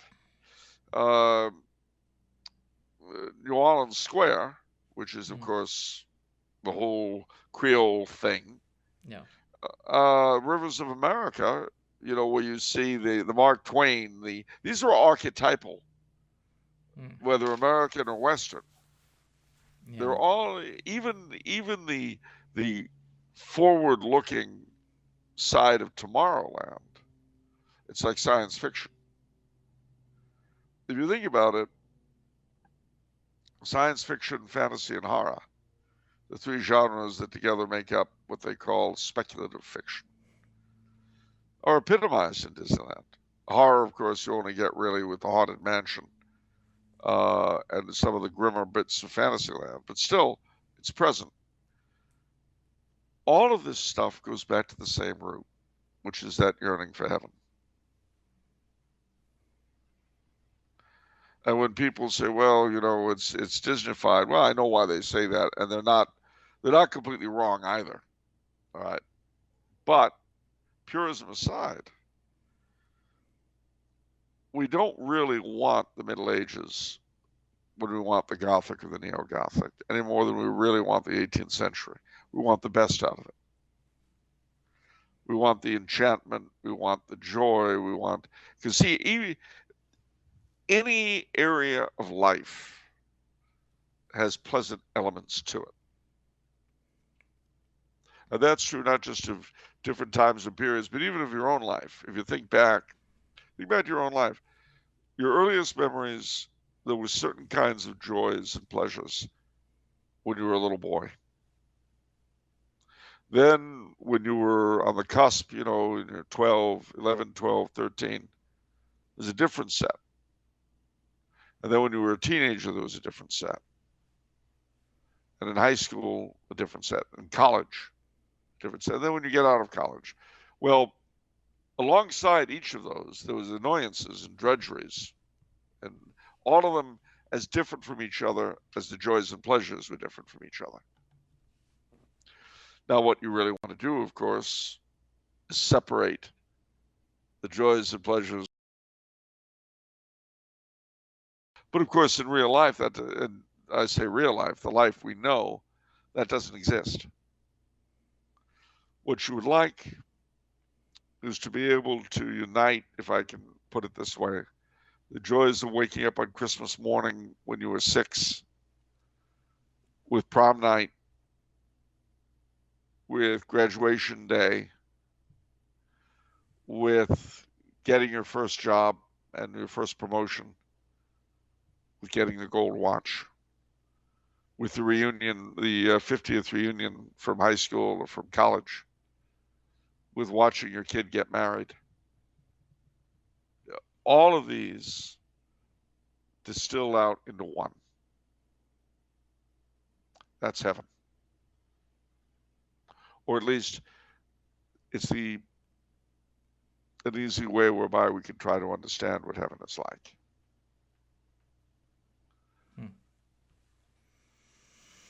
And that's certainly true of fairy tales, and certainly true of the marvelous things that Vendée Radio has described for us. Okay, we're gonna bring it back a bit. We're gonna change it up a little bit with Chicago Jacobite, who says, first they must settle the pizza disputes with some impeccable logic. If Chicago didn't have the best pizza in the world, why the hell else would a Jacobite live here? I can't beat that. Yeah. Okay. So he goes on to say, I am 17 older than you, Charles, and don't claim much in my youth was a golden age of anything, except for stand-up comedy. This period roughly begins with the emergence of Steve Allen, about 1954, and ends sometime in the mid-60s. The comedian's material was wide-ranging, from Lenny Bruce, hipster, to Jonathan Winters, purely crazy, to the early Andy Griffith, homespun. I think these play to a variety of tastes. What do you think, Charles? Well, I agree. And of course, I could toss in people like Carol Burnett, Stan Freberg, Mort Saul, whom I had the pleasure of meeting back in 2017, when oddly enough he was still alive and still performing at that time. Well, yeah, it's very true. It was also a golden age of television. Just thought I mentioned that, but no, it's true, and I think part of the reason for it was there was a period when Americans were, on the one hand, a majority of Americans were sufficiently prosperous to think of things beyond their immediate thing. The mass media was wide enough to reach into every home, but had not been around long enough to completely lose its roots in literary and vaudeville. It would become so later and degenerate as it did so. But you had this odd crossover period where mass culture was still heavily informed by education, by real education. Or to put this another way, what had been elite culture for a brief period made it to the masses. And so mass entertainment, being informed by that, was much better than it became. But see, now a comedian couldn't make literary gags that the vast audience would understand. I mean, I've used this example before, but I think it's worth mentioning again. Green Acres, which was a 1960s comedy, and it's just slapstick, silly stuff. Very funny, though, to me. There's a very funny scene where the protagonist, Mr. Douglas, is going to go back into the practice of law. And the scheming, swindling Mr. Haney, who's always trying to sell him nonsense, pulls up onto the lawn in his garbagey truck, and he says, "Well, Mr. Douglas, I got something right here that'll help you return to your legal business." And he says, "What's that, Mr. Haney?" And he brings out a stuffed monkey. He goes, "What's that?" He says, "This here was the star witness in the Scopes monkey trial." That's the Snopes. That's the Snopes trial. Yeah. Or no, Scopes. Is Scopes. it Snopes? Scopes. Oh, Scopes. Okay. I This heard about here, that trial. Yeah. yeah, but most people haven't. Not today, and they wouldn't know what it was about. Yeah. But in 1966, everybody had. There was a sufficient understanding. This is why I say it was a very interesting time where elite culture had been broadcast to the masses. And for that brief period before mass entertainment became all about itself. Yeah. That was the evolution. Wasn't that the evolution trial? Yeah. It was about evolution. Yeah. That was with Inherit the Wind. Yeah. It was with William Jennings Bryan versus Clarence Darrow. But the point I'm making is that for that brief period, you had elite education had been for several decades. There had been a conscious effort to make it available to the masses with some success. And that was why I think the comedy was funny, urbane, and wide-ranging. Well, I think perhaps the audience too was more intelligent then too, because. Well, yeah, but that's why. I mean, you've got to bear in mind that their educational system worked toward that end. There was an idea that you really want to inform the masses because an informed population does better in everything. But I mean, like in terms of like recreational activity, you know, there people have had to do a lot of, you know, read a lot of books. Honestly, I'm sure the average person read a lot more books back then than now because of digital media alternatives, right? Well, they did, and they did a couple of other things a lot more than we do. Dancing.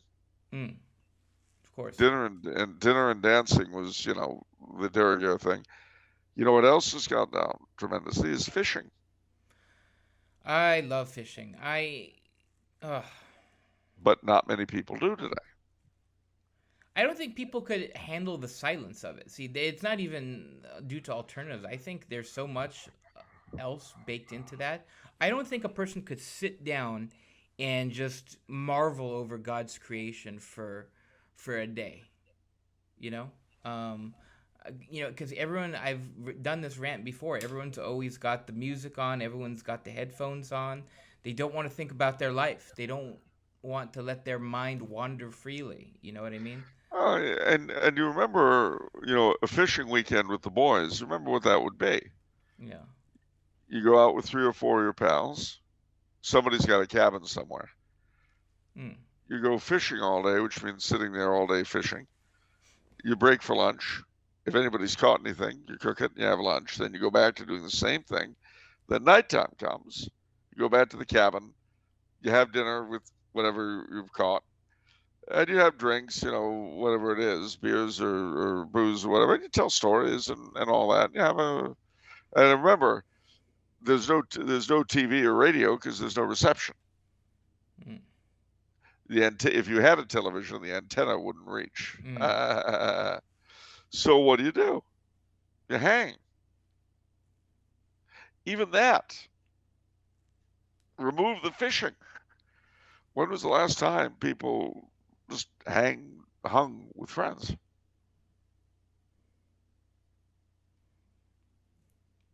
I used to do that a lot, actually. So did I. Yeah. Back in the Back when I wasn't attached to and had some other stuff going on. Yeah, but back in the Um. It's not present tense, is my point. Oh, I see. And in the present tense, what do you know? What do people do? I think people go to restaurants. I feel like there's a huge desire to just have this context of a social opportunity. And I feel like parishes have they kind of, I think they need more room for something where they should realize you don't need to actually have a really hardcore activity to get young people. You know what I mean? Like young people, I think would just be happy to sit around and just talk. Well, that sounds like what you need is a sort of parish coffee shop. Wow, a parish coffee shop. Is there such a thing? Well, there are in some places, but I mean, if you set up like I don't know, 2 or 3 nights a week, a space with refreshments and all that for the parish youth to just come and hang. Well, I guess I'm biased because, I've always wanted to do that, right? A bookstore plus a coffee shop, because working at the late Catholic Treasures before, when they had a bookstore, one of the things that was so enjoyable is that the people who would come in, they're not just buying books, you're talking to them too. It's sort of like, especially in the context of, that time when traditionalists didn't have a voice, you had to, sort of this thing that they're looking for where they needed to be reassured that they're not crazy, like that's true. And in a larger context as well, you'll still see that with a lot of independent bookstores. I mean, those that still remain. In which way? That's interesting. Well, in the sense that just being a bibliophile, just liking books now, has become a relatively small thing. So, especially when you've got a more or less specialty bookshop, like it's all crime fiction, or it's science fiction, or it's this. Used bookstores also do this quite a bit, because used bookstore aficionados are another tribe of people. You've got, there in Arcadia on First Baldwin. Avenue. Oh, First Avenue, yeah. Yeah. The paperback shack, whatever it's called. Yeah. That place has been there for years. Yeah. But you could. What's that? I don't know how they make a living, honestly. I don't know either. But you could go in there and sit there and read for 3 hours if you feel like it. Yeah. They don't care. And there used to be a lot of that. And of course I remember. Well, there were a lot of used bookstores in Hollywood, on Hollywood Boulevard. They're all gone now. But there used to be a lot of them. And the joke was that they fell into 2 varieties. Yeah. Can you guess what the varieties were? No. What are the varieties? Cat or no cat. Oh. Wow. Because some used bookstores they'd have a cat, and others didn't. Wow. And the owner would be there smoking because it was back in the evil days. He'd be sitting up front by the cash register smoking, and it'd be very often, not always, but a lot of places had coffee, usually of a fairly rot gut description, coffee mate instead of cream. Minimum maintenance, in other words. Yeah. But I'm hopeful in this sense. I feel like there's going to be a reaction against this in more large scale. Obviously, you see it in a lot of people, a lot of friends and acquaintances. But just I feel like there's going to be more people who get off the internet and they look for something that's more real in human interaction, human fellowship. Because I think more and more people realize that, while there are some good things about social media and connecting with people, that it ultimately, I feel, doesn't satisfy compared to real life encounters. It doesn't. I mean, I think what'll happen, I hope what'll happen, is a sort of balance. Yeah, sure, You know, absolutely. what you always, your ultimate hope for anything is that you retain the best of the old and adopt the best of the new. Exactly. That's basically what any sane person wants about anything. And please God, we will. If I've learned anything, ladies and gentlemen, it's that you just don't know what's going to happen, what's waiting down the road. And sometimes things that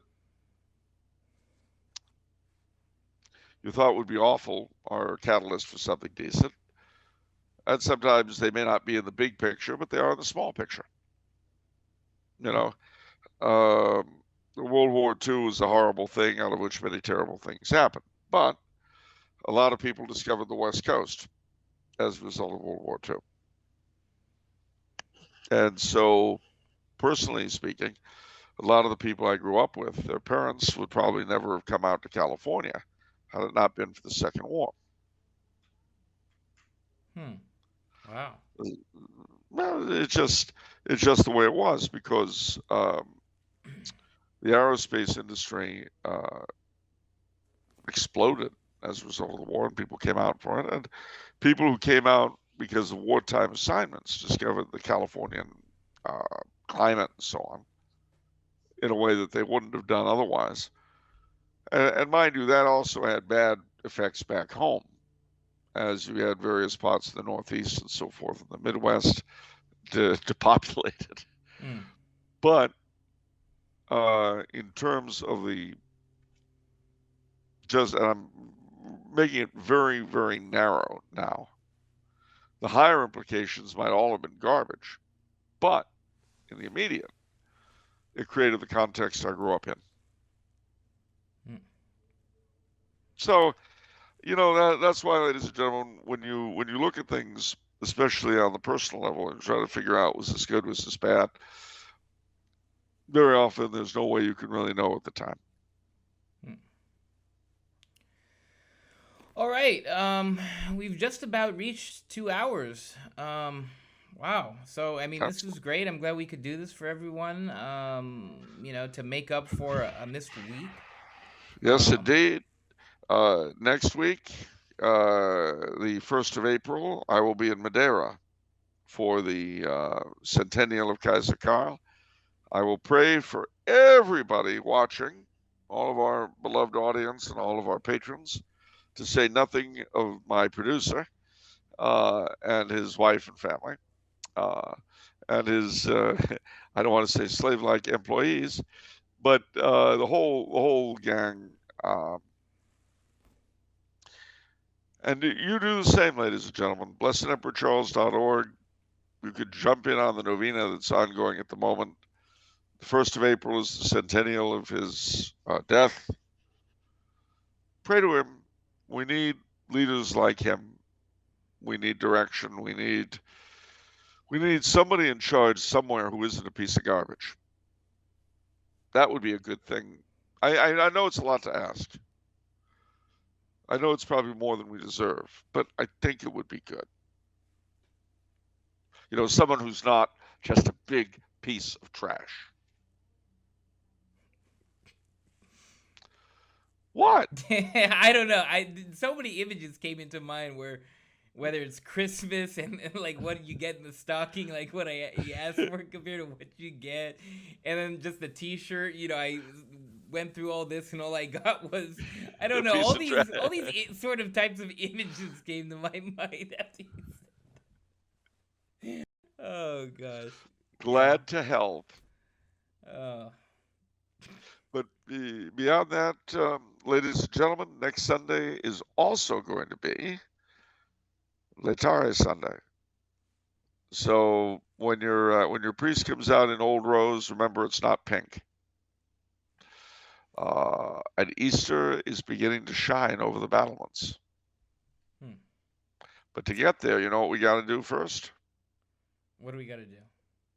Holy Week. No Easter without Good Friday, ladies and gentlemen. That's true. Do you feel deeply committed to the doomsday clock and the bulletin of the atomic scientists? I'm actually, yeah, again, Charles mentioned this in the pre-show. I'm actually going to look this up because this is fascinating to me, that there's these scientists that are arbitrarily messing around with a clock of how close we are to nuclear war. I have to see what's going on here. But it's a wonderful title. 100 seconds to midnight. It is very dramatic. Yeah, I feel you, and you feel like the Twilight Zone, you know. Yeah. One of the ones dealing with doomsday, not one of the more historic ones. You know the kind I mean. Yeah.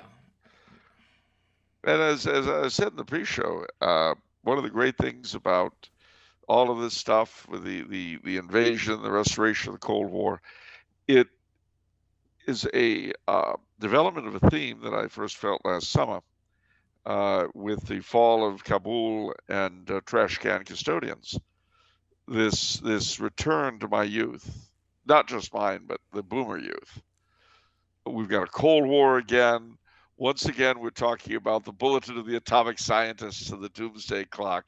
I mean, this is stuff from my boyhood, ladies and gentlemen. This is nostalgia. I mean, what's next? The Beatles? This is great. I think we can get more in there. I think we can get that stagflation going on. I think we can get, there's a lot of possibilities, right? I mean, we can get where it's like the days we rotate, where it's like the days you can get gas, right? Like my parents told me about that. Yeah, those were fun. I remember those. Those were really interesting. I thought, there's a lot of stuff going on. I really... Pet rocks. Pet rocks. I, ladies and gentlemen, there's a lot of garbage we can pull up from the groove yard. I tell you, but suddenly I just think of Edward R. Murrow. Good night. Good luck. Or there was a title of a book about the America First Committee. The title was "In Danger Undaunted." Ladies and gentlemen, we are on the brink of nuclear holocaust. All those images from Failsafe and Dr. Strangelove and all that come to mind. And you know what I have to say to all of it? What? One of my favorite ice cream shops has gone woke. Drop the bomb. Just get it over with. Drop the bomb. I don't care anymore. Finita la commedia, as your great uncle would say. Drop the bomb. All right, that's going to do it for this episode, everyone. But remember, if it's Monday, it's off the menu. And the soul you save may be your own. Take care. We'll see you next week.